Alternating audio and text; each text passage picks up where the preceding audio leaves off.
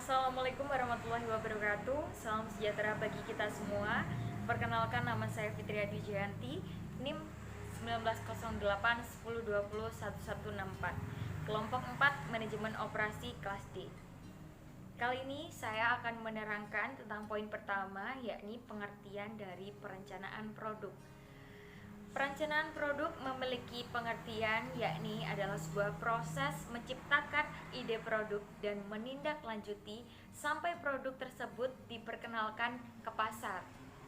Selain itu, perusahaan harus memiliki strategi cadangan dalam mensiasati apabila adanya kegagalan produk dalam pemasarannya, termasuk diantaranya ekstensi produk atau perbaikan, distribusi, perubahan harga, dan promosi.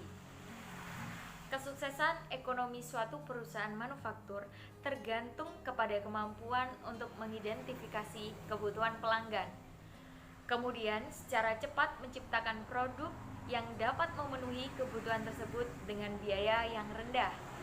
Hal ini bukan merupakan tanggung jawab bagian perusahaan pemasaran, bagian manufaktur, atau bagian desain saja, melainkan merupakan tanggung jawab yang melibatkan banyak fungsi yang ada di perusahaan.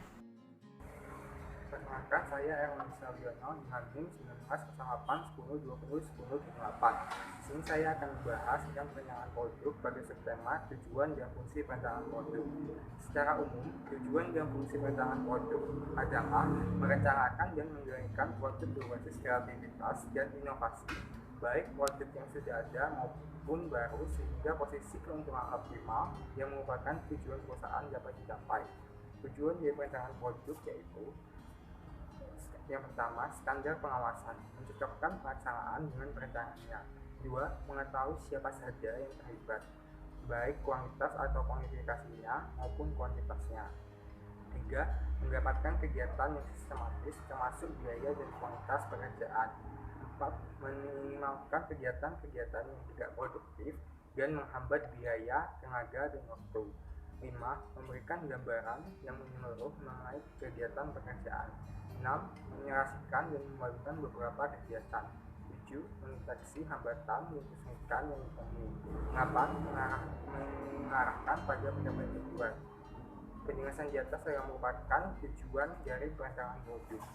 Sedangkan fungsi dari perencanaan produk adalah yang pertama, meminimalisir resiko kegagalan produk di pasar. Yang kedua, membuat segala proses yang terkait produksi menjadi terarah. Yang ketiga, mengoptimalkan keuntungan dengan menghemat biaya. Yang keempat, memudahkan pencapaian perusahaan secara efektif dan efisien. Penjelasan yang saya sebutkan tadi merupakan fungsi dari perencanaan produk. Nama saya Rama Mardika dengan NIM 1908 1020 1143. Pada kesempatan kali ini, saya akan menjelaskan proses perencanaan produk yang menjadi pokok bahasan dari kelompok kami. Rencana produk ini mengidentifikasi portofolio produk-produk yang dikembangkan mulai dari hulu ke hilir, mulai dari perencanaan ide sampai pengarahan ke pasar hingga proses controlling. Proses perencanaan ini mempertimbangkan peluang-peluang pengembangan produk yang diidentifikasi oleh banyak sumber, mulai dari bagian pemasaran, penelitian, pelanggan, tim pengembangan produk, dan analisis keunggulan maupun kelemahan produk atau pesaing. Nah, setidaknya dalam proses perencanaan produk ini ada 5 tahapan yang perlu kita garis bawahi. Pertama itu ada mengidentifikasi peluang. Peluang ini melibatkan produk baru maupun produk lama yang mengalami perbaikan. Lalu dalam identifikasi peluang ini dapat dilakukan dengan cara memahami keluhan atau saran dari pelanggan kita, lalu melakukan analisa keunggulan, kelemahan produk maupun pesaing. Lalu juga mempertimbangkan implikasinya terhadap kecenderungan gaya hidup, demografi, dan teknologi. Selanjutnya ada tahap kedua, yaitu mengevaluasi dan memprioritaskan proyek. Ada 4 perspektif dalam tahapan ini, yaitu strategi bersaing, di mana perusahaan merupakan sebuah pendekatan pasar dan produk yang mendasar dengan memperhatikan para pesaing. Beberapa strategi yang diterapkan dalam perusahaan itu misalnya kepemimpinan yang berbasis teknologi, berbasis efisiensi biaya, fokus kepada kepuasan pelanggan, dan semacamnya. Lalu selanjutnya ada segmentasi pasar.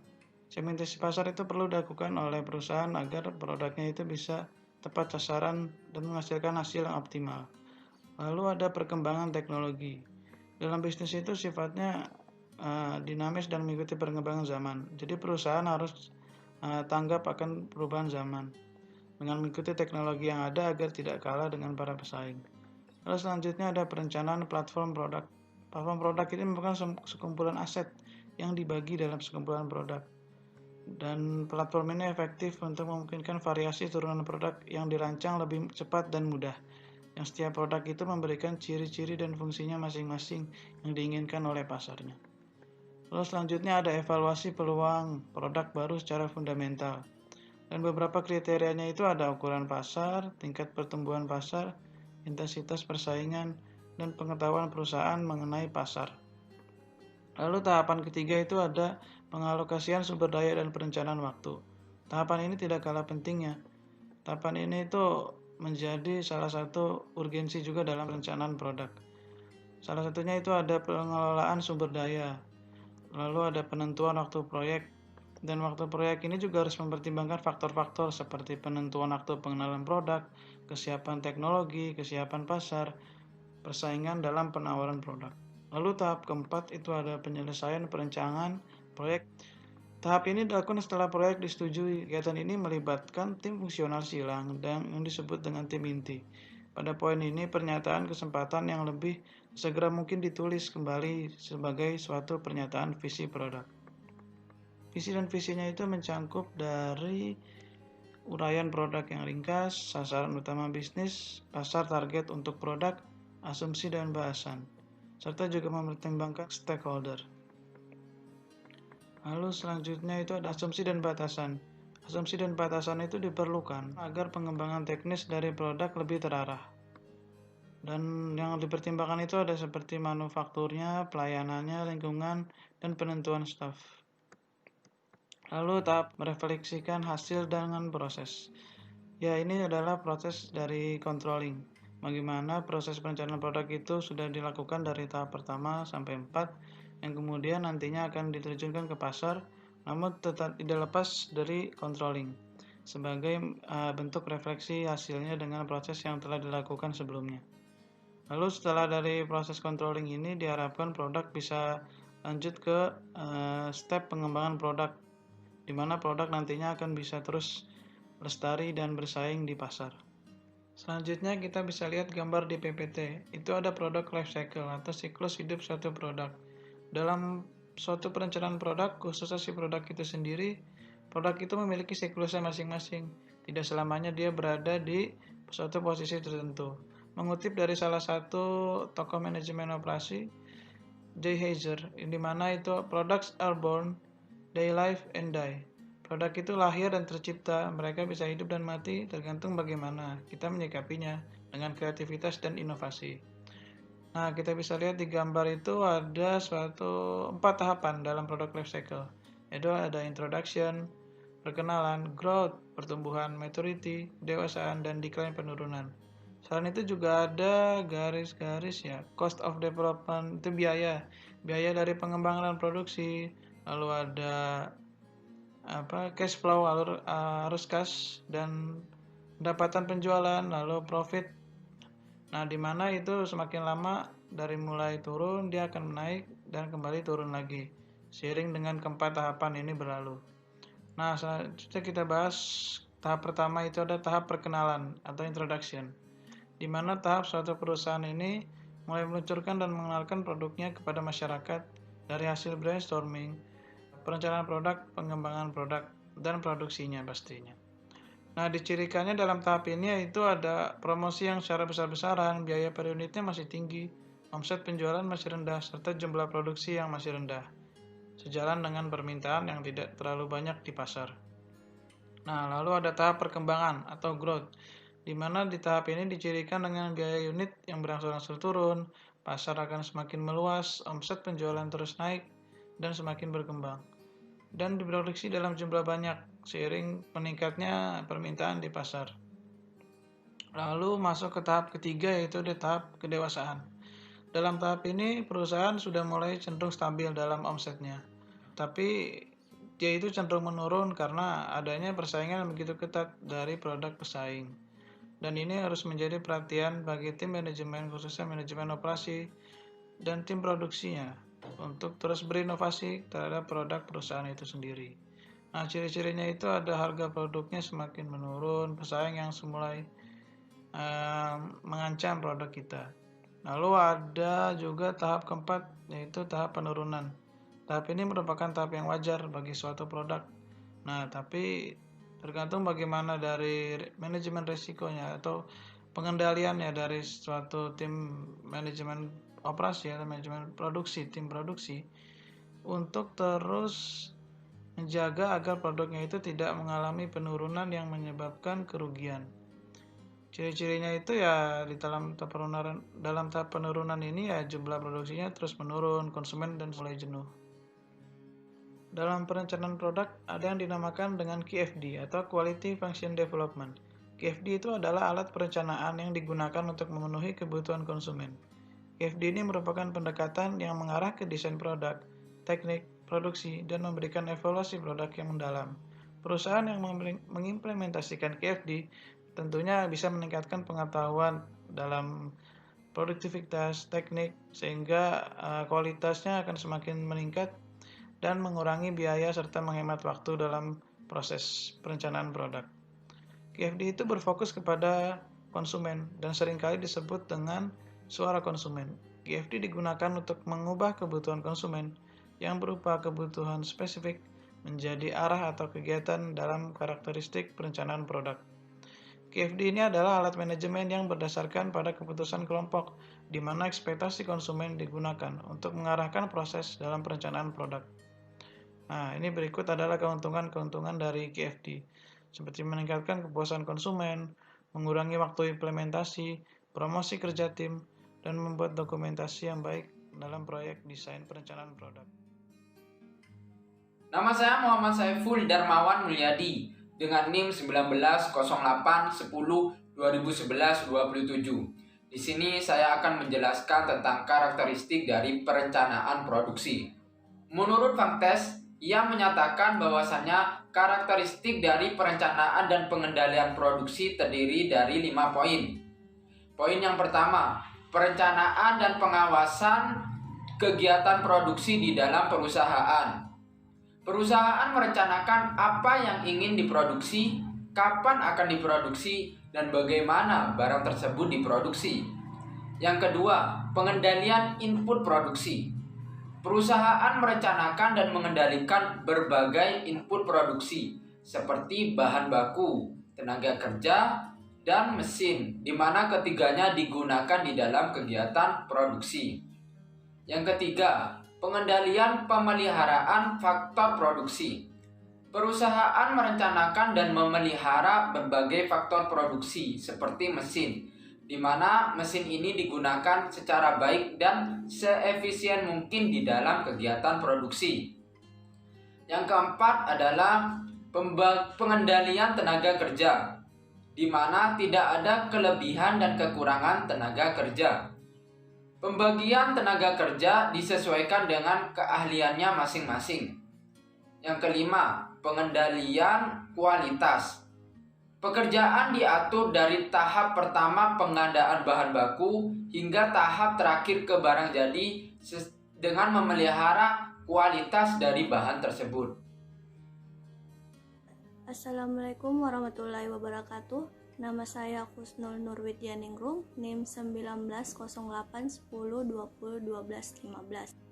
Baik, saya akan menjelaskan langkah-langkah perencanaan produksi.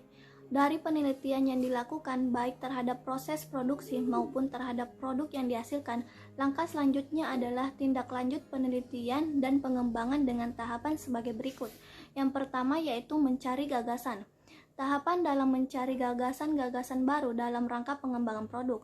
Gagasan ini dapat berasal dari pasar atau konsumen, teknologi yang ada, atau digunakan dari pihak ketiga atau para ahli. Yang kedua yaitu seleksi produk, yaitu tahapan untuk memilih gagasan-gagasan yang masuk atau yang terbaik berkaitan dengan pengembangan produk, sehingga gagasan yang dimanfaatkan adalah gagasan-gagasan yang tidak akan mengakibatkan perusahaan mengalami kerugian. Ada 3 alat yang digunakan untuk menguji pengembangan gagasan, yaitu pertama, kelayakan finansial. Melalui alat yang dinamakan Project Value Index, maka dapat diketahui tentang tingkat kelayakan finansial dalam mewujudkan gagasan.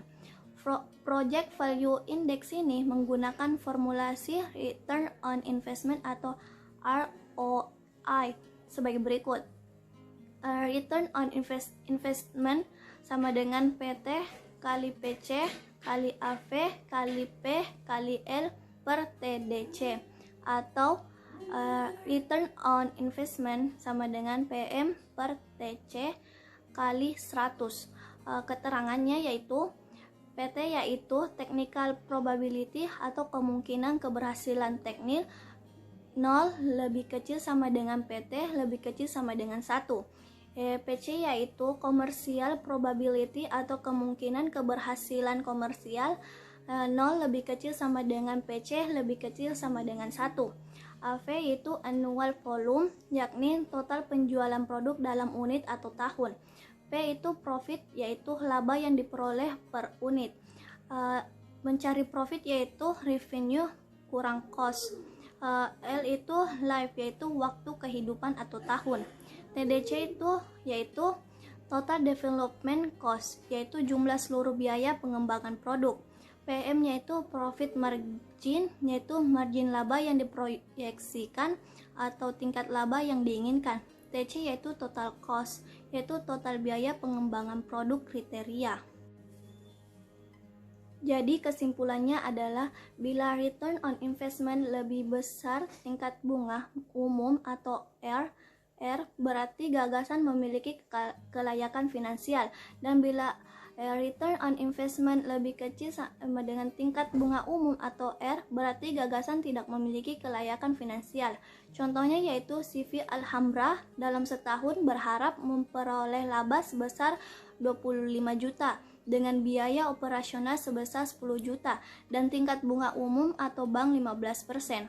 Maka dengan menggunakan rumus return on investment sederhana diperoleh yaitu return on investment 25 juta per 150 juta dikali 100 sama dengan 16,67%.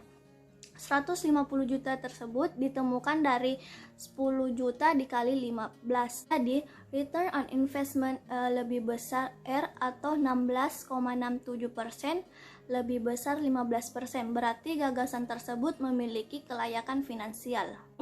Alat yang kedua adalah kesesuaian operasi.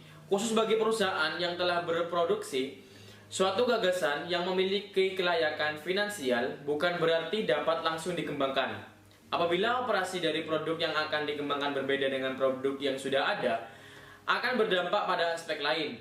Misalnya akan mengubah layout, menambah biaya dan sebagainya. Oleh karena itu, pengembangan suatu gagasan tidak hanya ditentukan oleh kelayakan finansial, melainkan pula oleh kesesuaian operasi. Lalu alat yang ketiga yaitu potensi pasar. Pengembangan gagasan mengenai produk harus ditentukan pula oleh potensi pasar dari produk tersebut. Oleh karena itu, bila potensi pasarnya belum jelas, maka pengembangan produk tersebut perlu dipertimbangkan kembali sampai potensi pasarnya jelas atau menguntungkan perusahaan. Untuk kepentingan pengembangan produk tersebut, maka harus diperhatikan beberapa faktor, antara lain, yang pertama adalah persaingan. Persaingan adalah perusahaan pesaing yang juga melakukan pengembangan produknya. Lalu yang kedua, persediaan bahan baku, baik bahan baku maupun bahan penolong. Apakah bahan baku dan bahan penolong tersebut tersedia dan jumlahnya tercukupi untuk jangka panjang atau justru sebaliknya? Yang ketiga adalah kualitas produksi yang diinginkan. Apakah perusahaan akan mempertahankan kualitas produk atau akan memperbaiki kualitas produknya? Yang keempat adalah risiko teknik. Apakah dengan pengembangan produk yang direncanakan berakibat pada proses secara teknis?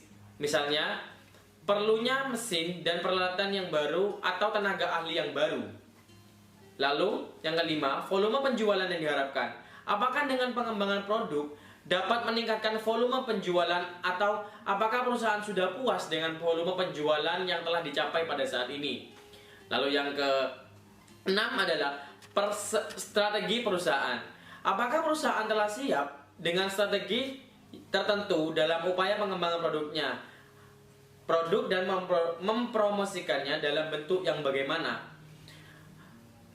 Dan jadi dapat kita pahami faktor-faktor yang sudah saya sebutkan harus mendapat perhatian dari pihak perusahaan agar rencana pengembangan produk benar-benar mendatangkan keuntungan sesuai dengan yang diharapkan dan bukan sebaliknya yang justru berakibat perusahaan mengalami kerugian.